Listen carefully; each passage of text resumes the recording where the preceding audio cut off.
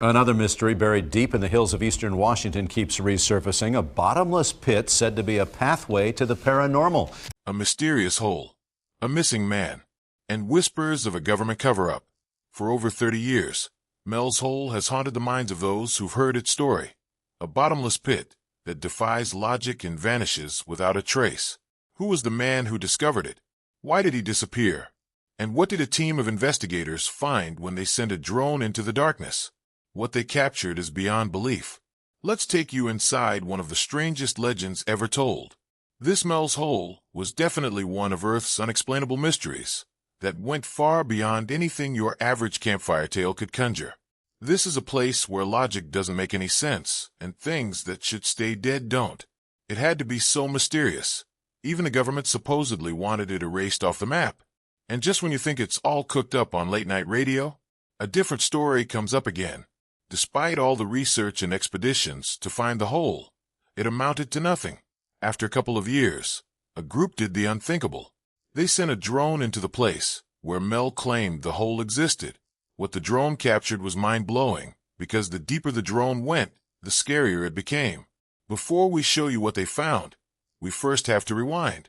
Because to understand why a hole in the ground could have this much attention, and how one man's midnight phone call turned into a decades-long mystery, we need to go back to where it all started. The legend of Mel's Hole, the Earth, has hidden several mysteries that have been uncovered at different times, leaving shocking reactions and questions about how they were created. Well, that's exactly what happened on February 21st, 1997, during a late-night call-in show called Coast to Coast AM. Hosted by the legendary Art Bell, the show was already known for being the radio home of the bizarre and the paranormal, which was conspiracy-laced, and the downright unexplainable. But on that night, something different came through the static. A man who identified himself as Mel Waters called in and said he lived just outside of Ellensburg, Washington. He seemed calm enough, very polite, and didn't sound shocked or amazed, as there were no traces of heavy breathing or doomsday rants.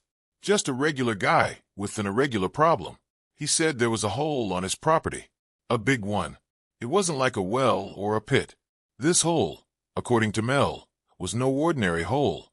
It was bottomless. That's right. He claimed it had no end. Now, at first, you're probably thinking, it's just a deep cave or an old mine shaft. But Mel didn't speak like he wasn't sure of what he talked about. He said he'd lowered a fishing line into the hole with a 1-pound weight attached, and just kept letting it spool out and out and out. When he hit 80,000 feet of line, he still hadn't hit the bottom. That's over 15 miles deep. To put that in perspective, Mount Everest could fall into that thing and still have room to bounce around. Insane. If you think the only fascinating thing about the hole was its impossible depth, then you've not seen anything yet.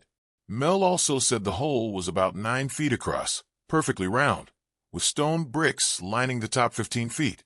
Like someone had started building a well, but then just gave up when it wouldn't end.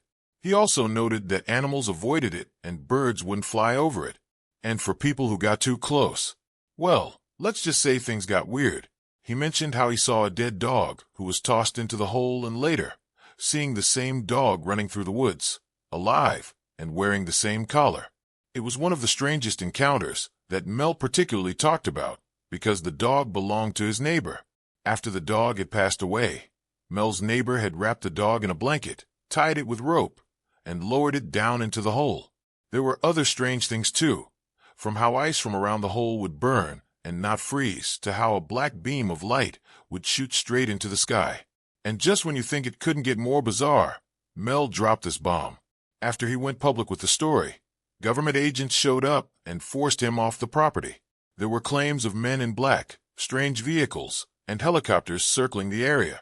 He said the land was seized, and when he tried to return, he was stonewalled, and they didn't give any explanations. No paperwork, no nothing. Mel's story gripped the show's listeners. As time went on, people couldn't stop talking about it. Was it a hoax, portal, or some freak geological accident? Or was Mel just completely losing it? And when you thought this was all the strangeness that could occur, Mel disappeared. Just like that. His call stopped. He didn't give updates any longer, and it seemed like the hole and its owner had vanished into thin air. That wasn't the end of the mystery, not at all. In fact, it didn't stop becoming weird. It turns out that people got so curious and started hunting for the location. Conspiracy forums lit up, and over time, Mel's Hole went from late-night radio curiosity to full-blown internet folklore. And as you know, mysteries like this don't stay buried forever, because years later, a group of amateur explorers decided to bring something into the field that Mel never had. And what did they capture when they flew it into what they believed was Mel's Hole? Well, that's when things go from strange to absolutely unexplainable. The mystery deepens after Mel Waters' wild call hit the airwaves in 1997. People were hooked. Some thought it was the next big X-Files case. Others figured Mel was either a prankster or a guy who had spent too much time on the mountain, especially since he stopped calling. They all just thought he was tired of his prank calls, till he surprised everyone again with a call 3 years later. In the year 2000, Mel resurfaced for a brief follow-up call to Art Bell. But he wasn't just talking about the same hole anymore. Nope, he said he'd found another one, and this time the hole was in Nevada, and the claims were somehow even stranger than the first. He talked about government contracts and underground facilities, claims that the military was conducting experiments in or around the holes. He even said he'd been taken off U.S. soil and given money to buy his silence. Mel claimed he was shipped off to Australia after talking about the not-so-secret situation that no other person but the government was supposed to know about, and that he'd been forced into silence by people he never fully identified. A lot of things didn't add up when no record showed of a plan called Mel Waters, at least not officially. He had no solid background info, no verified address in Ellensburg, and no documentation that a man named Mel Waters ever owned land in Kittitas County. It was like this man never existed.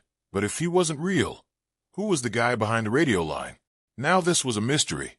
To prove a point, geologists like Jack Powell, who worked in the Department of Natural Resources, came forward, saying a hole like that couldn't exist because, with the details Mel gave, it wouldn't be possible, as the hole would collapse under its own weight from the heat and pressure surrounding it. Even locals in the area said they'd never heard of anything like Mel's Hole, and some of them even joked that the only bottomless pit in Ellensburg was their credit card debt. But here's the thing. While the rational explanations make sense on paper, the details Mel described were oddly specific. Too specific, even, and the consistency of his story was 100% intact even after 3 years. It just had to be one of two things. Mel was a really good liar, or there was something to his story. And that's where the divide started. On one side, you had the skeptics, scientists, geologists, and even locals, all saying it was either a hoax, a prank, or a piece of performance art. They felt Mel was just an eccentric guy who wanted his 15 minutes of fame and radio gold. On the other side, though, were the believers, the ones who pointed out the missing records, the claims of black SUVs in the area, and the eerie silence from the government whenever questions were raised.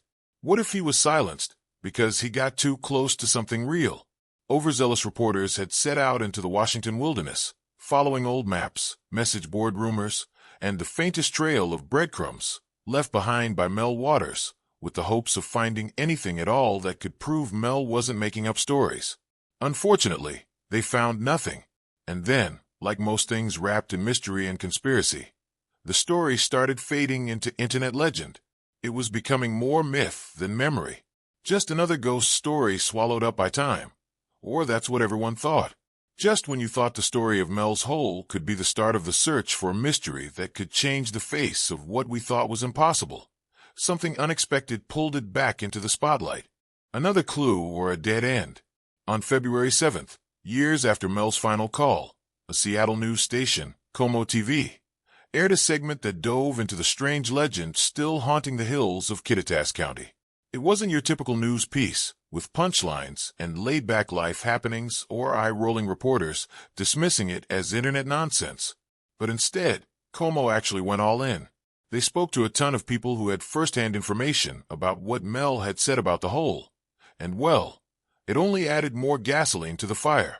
One of those voices was a man named Red Elk, who was an intertribal medicine man who had lived in the Kittitas Valley most of his life.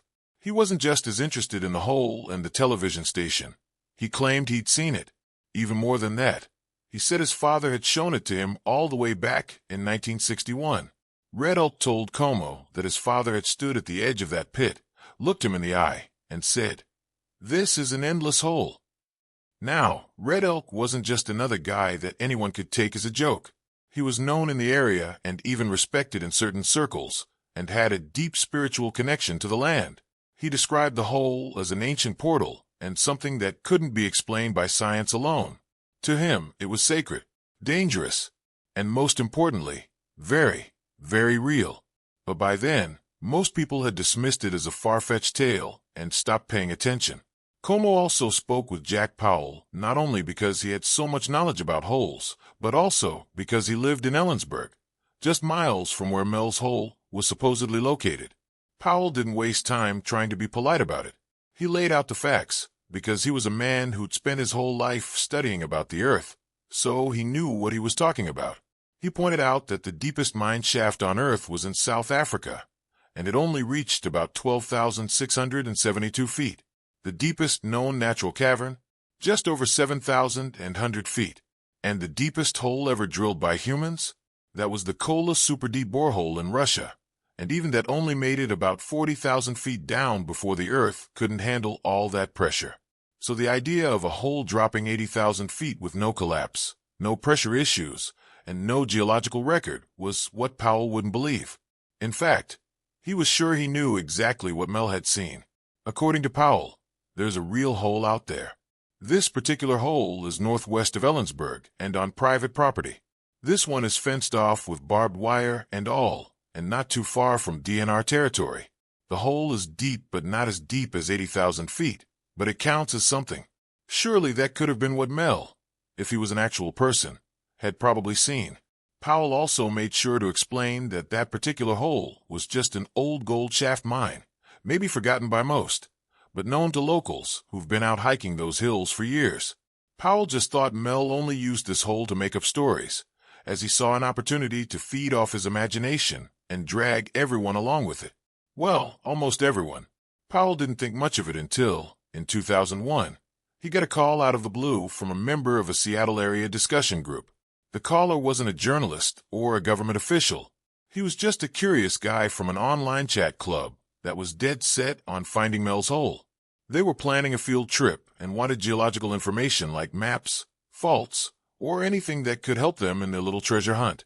And just like that, the story Mel left behind had taken on a life of its own. Think about that for a second. A man calls into a radio show with a story about a bottomless pit, then vanishes. Then suddenly, people began organizing search parties, cross-referencing maps, calling up geologists, and combing through Washington wilderness as if they're hunting for buried treasure. It's wild but also oddly believable, because people want to believe. They want to think there's still mystery in the world, something untouched, unexplained, unclaimed.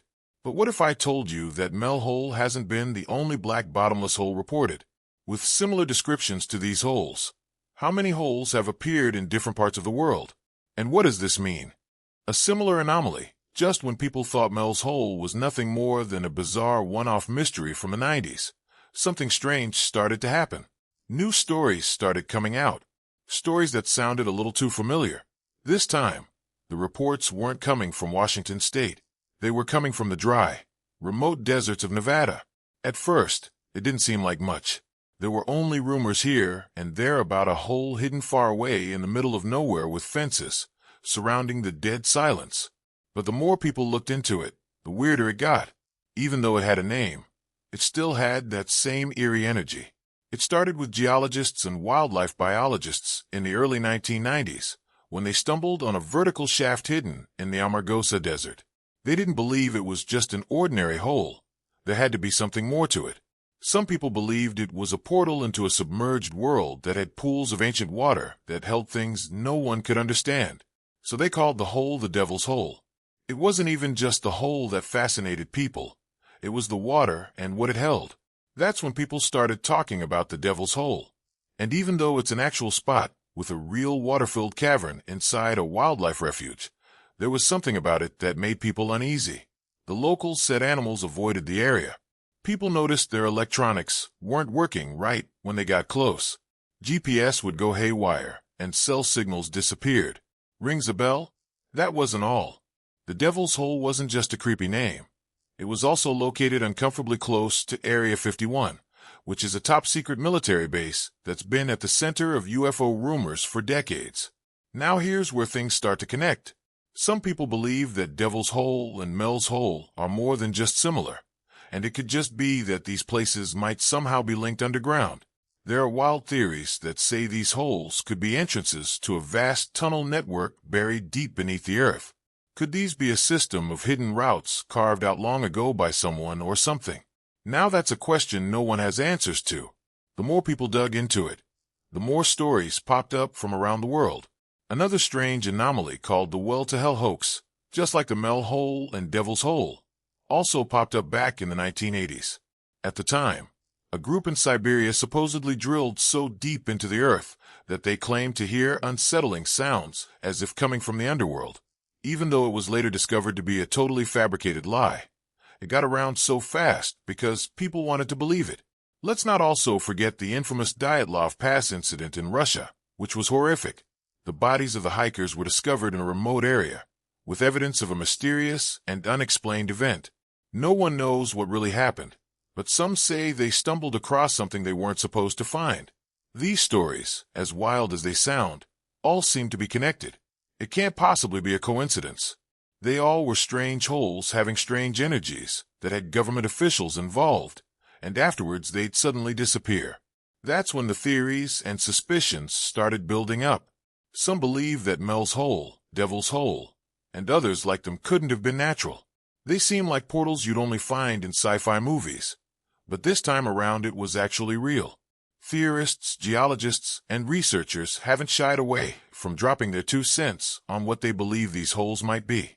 No one dared for a while to actually find any of these holes until a small team was quietly gearing up for a new expedition of the Mel Hole. They were going to find it, or so they thought. The quest for Truth Mel and the hole he found left a wave of mystery for some people who were adamant on knowing the truth behind what Mel had seen. Because a case like this, with all these missing pieces, never really fade away so easily. It lingered in people's minds, waiting for someone bold or maybe crazy enough to pick up where Mel left off. That someone turned out to be Gerald Osborne, aka Red Elk. He wasn't just looking to chase a ghost story. He wanted to prove that what he saw those years ago could have been what Mel saw.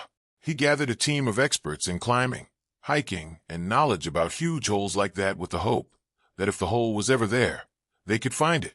They were finally going to put the theories and rumors to rest. Well, as easy as it might have seemed, it was a lot trickier than they expected. They scoured the area surrounding Manistash Ridge as they cross-referenced radio interviews, hand-drawn maps, and decades-old anecdotes from locals who remembered hearing about the pit, and some who even claimed to have seen it. It seemed they might have used drones to fly over hard-to-reach spots. But that is something we don't know. What we do know is that after all the work, time, and effort, even the faintest sign that a bottomless abyss ever existed there